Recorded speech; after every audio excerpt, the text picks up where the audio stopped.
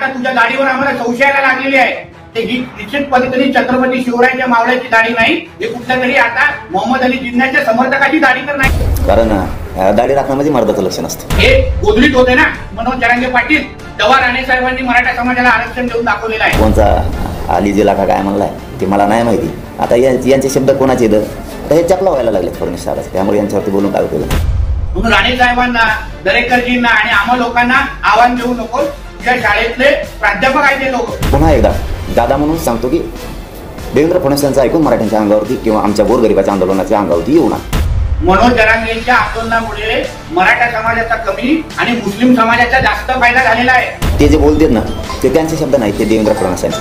मनोज जरांगेंच्या आंदोलनामध्ये मुळे एक तरी मराठा समाजाच्या तरुणाचा फायदा झाला हे त्यांनी आम्हाला कधीतरी हिशोब द्यावा. मनोज जरांगेंच्या आंदोलनामुळे मराठा समाजाचा कमी आणि मुस्लिम समाजाचा जास्त फायदा झालेला आहे. ईडब्ल्यूएसच्या त्या ह्याच्यामध्ये जेव्हा आता पोलीस भरती निघाली त्याच्यामध्ये 90% हे मुस्लिम समाजाचे लोक होते. म्हणून आता मराठा समाज आणि महाराष्ट्रामध्ये हा मनोज जरांगे पाटील हा आधुनिक मोहम्मद अली जिन्ना तर नाही ना असा प्रश्न विचारला जातोय सगळ्यांमध्ये. कारण का कुठेही मराठा समाजाचा फायदा होत नाहीये, त्याच्यापेक्षा मुस्लिम समाजाचा जास्त फायदा होतोय. त्याबद्दल थोडं आम्हा लोकांना सांगा तुमची बाजू काय आहे. तुम्ही नेमकं मराठ्यांसाठी लढताय का मराठ्यांच्या खांद्यावर बंदूक ठेवून मुसलमानांची सेवा करताय, हे कधीतरी स्पष्टता येऊन दे.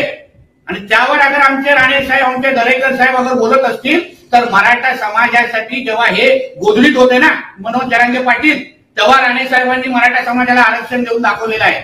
तेव्हा आमच्यासारख्या लोकांनी 30-40 मराठा आरक्षणाचे मोर्चे घेतलेले आहेत. मराठा समाजासाठी आम्ही लढलेलो आहे.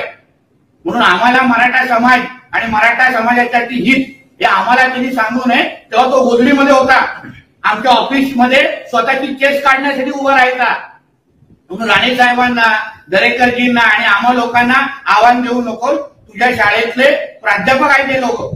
तू आता नवीन विद्यार्थी जॉईन झालेला आहे आणि पहिलं तू हे सांग की तू मराठ्यांचा आहे की मुसलमानांचा आहे. कारण आता तुझ्या दाढीवर आम्हाला संशयाला लागलेली आहे की ही निश्चित पद्धतीने छत्रपती शिवरायांच्या मावळ्याची दाढी नाही, हे कुठल्या तरी आता मोहम्मद अली जिन्नाच्या समर्थकाची दाढी तर नाही ना, हा प्रश्न विचारासारखा वाटतो. आता तुमच्या दाढीवर आक्षेप घेतलाय आणि माझ्या नसन घेतला, सगळ्यात दाढ्या राखणाऱ्यावर घेतला. सगळ्यात दाढ्या राखणाऱ्याची चीड असते एखाद्याला. कारण दाढी राखणं म्हणजे मर्दाचं लक्षण असतं. त्यामुळे ते सगळ्या दाढ्यावाल्यावरती केलं असेल. पण मी त्यांना उत्तर नाही देत. शेवटी त्यांचं वय मोठं आहे आणि मी त्यांना दादा म्हणतो, प्रामाणिकपणानं सांगतो की मी त्यांना दादा म्हणतो, सन्मान करतो. पण सन्मान शब्दाचा अर्थच त्यांना कळत नसेल तर त्याला आम्ही काय करू शकत नाही.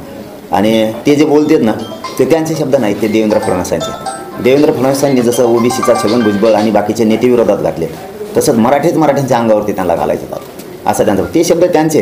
कारण काय आता त्यांचं कोणचं काय म्हणलंय, मला कोणचा अली जिल्हा का काय म्हणलाय ते मला नाही माहिती. आता यांचे शब्द कोणाचे आता हे चपला व्हायला लागलेत फडणवीस साहेबांचे, त्यामुळे यांच्यावरती बोलून काय उपयोग नाही. आणि अर्थही नाही, मराठ्यांनी त्यांच्यासाठी शक्ती किंवा मी घालायची गरज नाही, शब्द वाया घालायची गरज पण नाही. सन्मान करतो याचा सन्मान शब्दाचा अर्थ मात्र दादांनी समजून घ्यावा. पुन्हा तेच सांगतो. नसता मग आता मराठ्यांचा नावीलाज आहे, उत्तर तर द्यावंच लागणार आहेत आम्हाला. आम्ही तुमचा सन्मान करतो, तुम्ही जर बोलतच राहणार असले फडणवीसांचं ऐकून तर समाजाचा नावीलाज होणार. कारण समाजाला टिकलेला नाही. शेवटी पुन्हा एकदा दादा म्हणून सांगतो की देवेंद्र फडणवीसांचं ऐकून मराठ्यांच्या अंगावरती किंवा आमच्या गोरगरिबाच्या आंदोलनाच्या अंगावरती येऊ नका.